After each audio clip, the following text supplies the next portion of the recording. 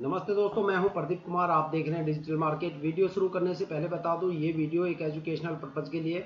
अगर आप stock market में कोई भी फाइनेंशियल इन्वेस्टमेंट करते हो तो अपने फाइनेंशियल एडवाइजर से सलाह जरूर लें या फिर अपनी सोच समझ के साथ ही स्टॉक मार्केट में इन्वेस्टमेंट करें। अगर आपको स्टॉक मार्केट में कोई भी फाइनेंशियल लॉस होता है तो उसके लिए ये वीडियो रिस्पॉन्सिबल नहीं रहेगी। तो चलो दोस्तों, वीडियो शुरू करते हैं। देखो, आज हम बात करने वाले हैं सारेगामा इंडिया लिमिटेड स्टॉक के बारे में। सारेगामा के नाम से ये स्टॉक एनएससी और बीएससी दोनों में लिस्टेड है। साथ में अगर स्टॉक के करंट शेयर प्राइस की बात करें तो 625 रुपये 50 पैसे है। देखो, आज इस वीडियो में हम स्टॉक की फुल्ली फंडामेंटल एनालिसिस करने वाले हैं, वो भी एक एक्सपर्ट लेवल पे।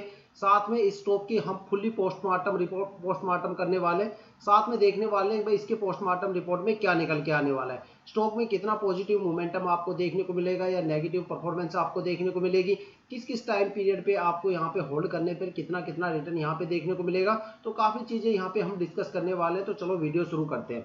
देखा जाए तो यहाँ पे जो करंट शेयर प्राइस है 625 रुपये 50 है। आज अगर इसके पॉजिटिव मोमेंटम की बात करें तो यहाँ पे 59 रुपये 40 पैसे का यहाँ पे एक जबरदस्त पॉजिटिव मोमेंटम हुआ है। साथ में 10% से 10.5% के आसपास आपको एक जबरदस्त यहाँ पे उछाल देखने को मिला। देखो, स्टॉक को लेके लगातार हमारी पिछली 1.5 महीने से जबरदस्त कवरेज थी। मैं आपको बार बार कह रहा था भाई, अगर आपके पास कोई भी सारेगामा इंडिया का कोई भी स्टॉक है, अगर आपने होल्ड कर रखा है तो मार्केट के जो मंदी का माहौल है उससे बिल्कुल भी ना डरे। कम से कम स्टॉक को 28 सितंबर तक जरूर आप होल्ड करके रखना। आपको 28 सितंबर के बाद स्टॉक में एक जबरदस्त लेवल का पॉजिटिव मोमेंटम आपको देखने को मिलेगा और हो सकता है कि भाई स्टॉक में कोई अपर सर्किट भी आपको देखने को मिले। लेकिन यहाँ पे कंडीशंस कुछ ऐसी है कि भाई पब्लिक जो इन्वेस्टर्स हैं वो थोड़े से पैनिक हो गए पिछले 2 महीने से। तो अब यहाँ पे जो सेलिंग प्रेशर है वो काफी ज्यादा है। तो यहाँ पे आपको डायरेक्ट अपर सर्किट तो देखने को नहीं मिलेगा, लेकिन स्टॉक पूरी तरह से पॉजिटिव मोमेंटम के साथ आगे बढ़ता हुआ आपको देखने को मिलेगा। और यहाँ पे इसी तरीके से ये आगे बढ़ते हुए अपने अपर सर्किट की जो सबसे हायर वैल्यू है उसको अचीव करने वाला है। और जो यहाँ पे इस सर्किट की जो सबसे हायर वैल्यू है टारगेट होने वाला है 870 प्लस के आसपास होने वाला है। 820 या 840 के ऊपर आप यहाँ पे अपना स्टॉप लॉस सेट कर सकते हो। ठीक है। अगर इस स्टॉक के लास्ट ईयर की परफॉर्मेंस की बात करें तो ये स्टॉक 309 रुपये 60 पैसे से चल के 642 रुपए के आसपास गया था। देखा जाए तो यहाँ पे जो इन्वेस्टर्स का पैसा है पूरी तरह से डबल हो गया। साथ में अगर स्टॉक में डिविडेंड को लेके बात की जाए तो यहाँ पे कंपनी ने 0.76% का यहाँ पे मतलब 0.76% का यहाँ पे एक अच्छा खासा डिविडेंड अनाउंस कर रखा है। ठीक है। देखो, मोस्टली कंपनी डिविडेंड उसी केस में देती है जब वहां पे पब्लिक इन्वेस्टर्स की कमी होती है। जिन स्टॉक्स के अंदर पब्लिक इन्वेस्टर्स दब के कूट कूट के भरे होते हैं वहां पे आपको कभी भी डिविडेंड देखने को नहीं मिलता। साथ में अगर पी रेशियो की बात करें तो यहाँ पे 62.90 का पी रेशियो है, जो एक मतलब एक यहाँ पे सिंबल देता है कि भाई जो एवरेज है, एवरेज से ऊपर आपको पॉजिटिव मोमेंटम आपको देखने को मिलेगा। ठीक है। अब बात करते हैं स्टॉक की। अगर जो परफॉर्मेंस रिपोर्ट के बारे में, जो यहाँ पे सेल्स रिपोर्ट है, साथ में जो इसकी फाइनेंशियल कंडीशन है वो कैसी है, कि यहाँ पे जो सेल्स रिपोर्ट है, जो सेल्स है, साथ में जो ऑपरेशनल एक्टिविटी है, वो कंपनी को कितना प्रॉफिट रखने लेके चल रही है, साथ में कंपनी लॉस में है या प्रॉफिट में, उसके लिए हम कंपनी की फाइनेंशियल रिपोर्ट यहाँ पे चेक करने वाले हैं। यहाँ पे हम जून 2024 का क्वार्टरली रिजल्ट चेक करने वाले हैं। अगर रेवेन्यू की बात करें तो कंपनी का रेवेन्यू 205 करोड़ के आसपास है। साथ में अगर यहाँ पे लास्ट ईयर के कंपैरिजन में यहाँ पे परफॉर्मेंस देखी जाए तो यहाँ पे आपको 25% से ज्यादा की ग्रोथ देखने को मिलती है। और अगर नेट इनकम की बात करें तो 36 करोड़ के आसपास है। लास्ट ईयर के कंपैरिजन में यहाँ पे आपको 15% से ज्यादा की गिरावट देखने को मिलती है। साथ में अगर डिल्यूटेड ईपीएस की बात करें तो 1.92% है। लास्ट ईयर के कंपैरिजन में इसमें भी आपको 15% से ज्यादा की गिरावट देखने को मिलती है। साथ में अगर नेट प्रॉफिट मार्जिन की बात करें तो यहाँ पे नियर बाई 18% के आसपास नेट प्रॉफिट मार्जिन है, जो कि लास्ट ईयर के कंपैरिजन में यहाँ पे आपको 32% से ज्यादा की गिरावट देखने को मिलती है। अब बात करने वाले हैं स्टॉक की थोड़ी सी डीपली फंडामेंटल एनालिसिस के बारे में। तो यहाँ बात करेंगे स्टॉक की मार्केट कैपिटल के बारे में। अगर स्टॉक के करंट शेयर प्राइस देखा जाए और उसके हिसाब से इसकी जो मार्केट कैपिटल देखी जाए तो मार्केट कैपिटल यहाँ पे काफी सही है। देखो, मार्केट कैपिटल में क्या होता है, अगर किसी स्टॉक की मार्केट कैपिटल ज्यादा हो जाती है तो वहां पे पब्लिक इन्वेस्टर्स की जो होल्डिंग है वो बढ़ जाती है, साथ में स्टॉक की जो परफॉर्मेंस है वो गिर जाती है। और अगर किसी स्टॉक के अंदर मार्केट कैपिटल गिर जाती है तो वहां पे प्रमोटर्स की होल्डिंग बढ़ जाती है, साथ में स्टॉक के अंदर जो परफॉर्मेंस है वो भी काफी ज्यादा बढ़ जाती है। इसके पीछे का रीजन बताता हूँ। जैसे जैसे स्टॉक दौड़ेगा वैसे वैसे हमारे इंडियन स्टॉक मार्केट में जो पब्लिक इन्वेस्टर से ज्यादा माल खरीदते हैं और वो इतने हाई लेवल पे माल खरीदते हैं कि वहां पे मार्केट कैपिटल को बढ़ा देते हैं लेकिन स्टॉक की परफॉर्मेंस को गिरवा देते हैं।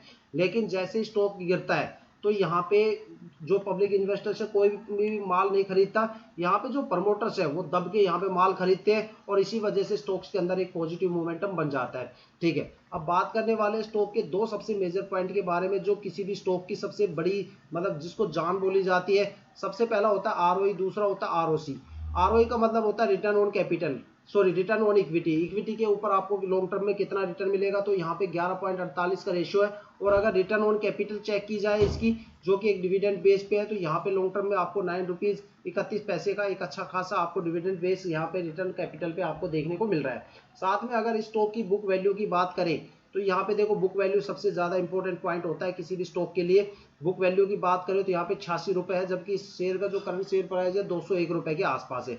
देखो अगर ये एक तरह से देखी जाए तो शेयर की जो बाई और सोल्ड आउट की जो एवरेज है उसको हम बुक वैल्यू बोलते हैं। और किसी भी कंपनी का जो सबसे मजबूत रेसिस्टेंस होता है वो बुक वैल्यू ही होता है। कोई भी कंपनी अपने शेयर को बुक वैल्यू से नीचे नहीं गिरा सकती। अगर वो इससे नीचे गिरा देती है तो कंपनी डिलिस्ट होने के चांसेस ज्यादा बढ़ जाते हैं, साथ में कंपनी का दिवाला भी निकल सकता है। क्योंकि वहां पे पब्लिक इन्वेस्टर ही नहीं, वहां पे एफआईआई, डीआईआई और प्रमोटर सबकी दम की ठुकाई होती है और बढ़िया पिटाई का माहौल बन जाता है। और जिस कंपनी में एक बार प्रमोटर की पिटाई हो जाती है वहां दोबारा कभी प्रमोटर नहीं आते और वो कंपनी पूरी तरह से डिलिस्ट होने की कगार पे आके खड़ी हो जाती है। सेबी उसको एएसएम और जेएसएम की लिस्ट में डाल देता है। साथ में वहां पे क्या होता है, उसके ऊपर एक सर्विलेंस बैठ जाता है कि भाई कंपनी की हर एक एक्टिविटी, फाइनेंशियल एक्टिविटी को वहां पे सर्विलेंस में रखा जाता है कि कंपनी की हर एक एक्टिविटी को मॉनिटर किया जाता है। ठीक है, और एक टाइम पीरियड दिया जाता है कि अगर इस टाइम पीरियड से पहले आप इसे बुक वैल्यू से ऊपर लेके नहीं जाते तो आपकी कंपनी के डिलिस्ट होने के चांसेस ज्यादा है। और अगर वो नहीं जा पाता तो वहां पे कंपनी डिलिस्ट हो जाती है, सारा स्टॉक जीरो हो जाता है। अब बात करते हैं, अगर आपका स्टॉक जीरो हो जाएगा तो मान लो आपको रिकवरी के तौर पे क्या मिलेगा। तो यहाँ पे जो फेस वैल्यू है वो एक तरह से रिकवरी अमाउंट है। यहाँ पे आपको पर शेयर 1 रुपए यहाँ पे रिटर्न वैल्यू एक तरह से रिकवरी अमाउंट आपको मिलेगा। चाहे वो शेयर आपने 100 रुपए का खरीदा हो, 150 का या 200 का, लेकिन अगर आपकी क्वांटिटी जीरो हो गई तो यहाँ पे फेस वैल्यू है 1 रुपए। 1 रुपए एज ए आपको देखा जाए तो रिकवरी अमाउंट आपको पर शेयर मिलेगा। ठीक है, और अगर एक तरह से देखा जाए तो फेस वैल्यू को कभी भी स्टॉक मार्केट के अंदर कंसीडर करके नहीं चला जाता, क्योंकि अगर जो भी बंदा शेयर खरीदेगा तो जाहिर सी बात है भाई वो प्रॉफिट तो बुक करेगा। अगर मान लो उसको न्यूज मार्केट में मिली कि भाई कंपनी डिलिस्ट होने वाली है तो अपना प्रॉफिट बुक करके तुरंत वहां से निकल लेगा, या फिर वो क्या करेगा, थोड़ा सा लॉस, मान लो प्रॉफिट नहीं मिला तो थोड़ा बहुत लॉस लेके वो वहां से निकल लेगा, लेकिन वो फेसबुक जो फेस वैल्यू है उसका इंतजार बिल्कुल भी नहीं करेगा। ठीक है, अब बात करने वाले हैं स्टॉक के अंदर आपको अलग अलग टाइम पीरियड में कितना कितना रिटर्न देखने को मिलेगा। शॉर्ट टर्म में कितना रिटर्न मिलेगा, लॉन्ग टर्म में कितना रिटर्न देखने को मिलेगा। अगर शॉर्ट टर्म के रिटर्न की बात करें, अगर आप 1 वीक होल्ड करते हो तो यहाँ पे आपको 2.5% के नियर बाय रिटर्न देखने को मिलेगा। 1 मंथ में आपको 3% का रिटर्न देखने को मिलेगा और 3 मंथ की होल्डिंग में आपको 24% की नियर बाय रिटर्न देखने को मिलेगा। अगर 6 मंथ की होल्डिंग करते हो तो 60% रिटर्न देखने को मिलेगा। 9 मंथ की होल्डिंग पे आपको 47% का रिटर्न देखने को मिलेगा। अगर आप लॉन्ग टर्म में इसको होल्ड करते हो तो 1 ईयर में आपको 121% का रिटर्न देखने को मिलेगा। 2 साल में आपको 160% का रिटर्न देखने को मिलेगा। 3 साल में 120% का रिटर्न देखने को मिलेगा। 4 साल में 228% का रिटर्न देखने को मिलेगा और 5 साल में 169% का रिटर्न देखने को मिलेगा। अब टोटल ओवरऑल अगर इसकी एवरेज निकाली जाए तो यहाँ पे आपको 3 मंथ से लेके 9 मंथ तक शॉर्ट टर्म में आपको एक अच्छा खासा रिटर्न देखने को मिलेगा। लॉन्ग टर्म में आप कितना भी यहाँ पे होल्ड कर सकते हो, जितना होल्ड करोगे उतना ज्यादा आपको माल यहाँ पे मिलेगा, उतना अच्छा खासा रिटर्न आपको देखने को मार्केट से मिलेगा। अगर आपके पास कम अमाउंट है, आप फिर भी लॉन्ग टर्म के लिए इन्वेस्टमेंट करना चाहते हो तो आप यहाँ पे सिप स्टार्ट कर सकते हो। सिप एक तरह से एफडी की तरह काम करती है, जहाँ पे जैसे मान लो आपने कोई भी एफडी स्टार्ट कर ली और आपने बोल दिया कि भाई मैं 2 महीने पे किस्त भरूंगा या हर 6 महीने पे भरूंगा या हर 8 महीने पे भरूंगा, तो ऐसे आप यहाँ पे टाइम पीरियड सेलेक्ट कर सकते हो। जैसे वो टाइम पीरियड आएगा आपके अकाउंट से ऑटोमेटिक पैसे डिटेक्ट हो जाएंगे। ऑटो डिटेक्ट आपके अकाउंट में रहेगा जैसे ईसीएस चलता है। ठीक है, और जिस टाइम पीरियड पे आप सिप को बंद करवाओगे, 2 साल बाद, 4 साल बाद, 5 साल बाद, तो वहां पे जो भी आपका प्रिंसिपल अमाउंट रहेगा, साथ में जो भी आपकी मैच्योरिटी रहेगी आपके अकाउंट में ट्रांसफर हो जाएगी, साथ में आपकी सिप वहां पे क्लोज हो जाती है। अब बात करने वाले हैं किसी भी स्टॉक के शेयर होल्डिंग पैटर्न के बारे में। काफी जरूरी और काफी इंपॉर्टेंट पॉइंट होता है किसी भी फंडामेंटल एनालिसिस के लिए, साथ में स्टॉक में परफॉर्मेंस के लिए। यहाँ पे हम बताने वाले हैं भाई किसने कितना कितना माल यहाँ पे दबोच रखा है। अगर प्रमोटर की होल्डिंग की बात करें तो लास्ट ईयर प्रमोटर की होल्डिंग 52.11% थी, जो इस साल भी 52.11 है। मतलब यहाँ पे जो प्रमोटर्स की होल्डिंग है उसमें कोई भी चेंजेस आपको देखने को नहीं मिलता। ठीक है, साथ में अगर डीआईआई की होल्डिंग की बात करें तो लास्ट ईयर डीआईआई की होल्डिंग 21.06% थी, जो इस साल बढ़ के 22.63% के आसपास हो गई। साथ में अगर यहाँ पे एफआईआई की होल्डिंग की बात करें तो यहाँ पे लास्ट ईयर जो होल्डिंग थी 12.18% थी, जो इस साल बढ़ के 13.54% के आसपास हो गई। साथ में अगर यहाँ पे पब्लिक इन्वेस्टर्स की होल्डिंग की बात करें तो लास्ट ईयर 14.64% के आसपास होल्डिंग थी, जो इस साल यहाँ पे घट के 11.69% के आसपास आके खड़ी हो गई है।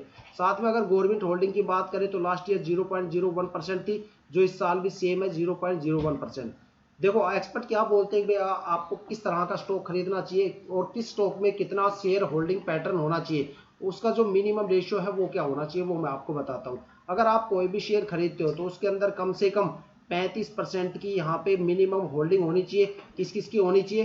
प्रमोटर, डीआईआई, एफआईआई और गवर्नमेंट, इन चारों की होल्डिंग मिला के अगर किसी भी स्टॉक में 35% के आसपास होल्डिंग होती है तो उस स्टॉक में आपको एक अच्छा खासा पॉजिटिव मोमेंटम देखने को मिलता है। अगर इससे जितनी भी ज्यादा आपको होल्डिंग देखने को मिलेगी इन चारों की, तो वो स्टॉक में उतना जबरदस्त आपको पॉजिटिव मोमेंटम और परफॉर्मेंस देखने को मिलेगी। अगर मान लो इन चारों की होल्डिंग किसी भी स्टॉक में 35% से नीचे है तो आपको स्टॉक से तुरंत निकल जाना चाहिए या फिर वहां पे इन्वेस्टमेंट नहीं करना चाहिए, क्योंकि वहां पे आपको पॉजिटिव परफॉर्मेंस तो दूर, वहां पे आपको एक अच्छा खासा लॉस भी देखने को मिल सकता है। स्टॉक मार्केट में काफी ज्यादा स्टॉक ऐसे हैं जिसमें 70-80% के आसपास आपको अच्छी खासी प्रमोटर्स होल्डिंग देखने को मिल जाएगी, चारों की होल्डिंग देखने को मिल जाएगी।